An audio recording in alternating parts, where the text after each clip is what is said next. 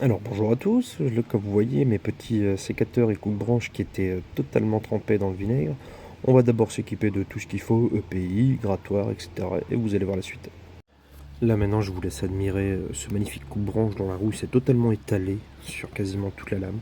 Donc là vous voyez rien qu'en frottant, ça va déjà se décoller un petit peu, le vinaigre c'est vraiment magique. Il n'empêche que maintenant il va falloir frotter. Donc pour ça j'ai ma fameuse petite brosse métallique super sympathique. Vous allez le voir, ça s'en va très vite. J'ai beau avoir accéléré la vidéo pardon, j'en ai eu pour un quart d'heure, 20 minutes à tout faire propre. Donc vous allez voir, il y a le tranchant évidemment, les manches que vous allez voir juste après, la visserie, tout, 20 minutes. Du coup ça se transforme très vite et c'est vraiment hyper satisfaisant à faire, j'espère à regarder.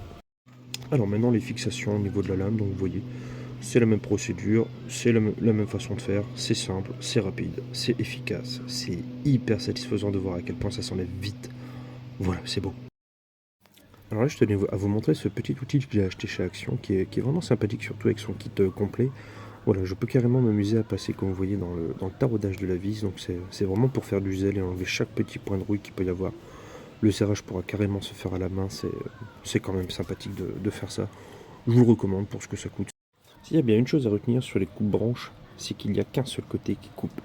Comme la plupart des ciseaux d'ailleurs, il ne faut pas affûter les deux côtés, faire une émouture en V comme pour un couteau classique, j'ai envie de dire.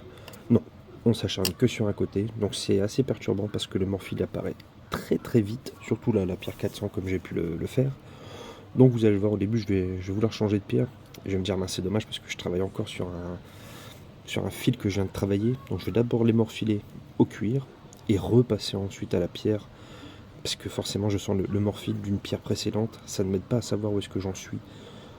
C'est pas parfait à la main, ça peut le devenir uniquement si on a des bons indicateurs, et ces indicateurs sont le toucher, l'expérience. Voilà, c'est pour ça que je passe souvent sur mes doigts, sur ma peau, pour me dire ok, là je suis bon, là je suis pas encore très bon, donc il faut le faire. Et la finition au cuir, évidemment, Abonnez-vous maintenant ça coupe du des feu de Dieu.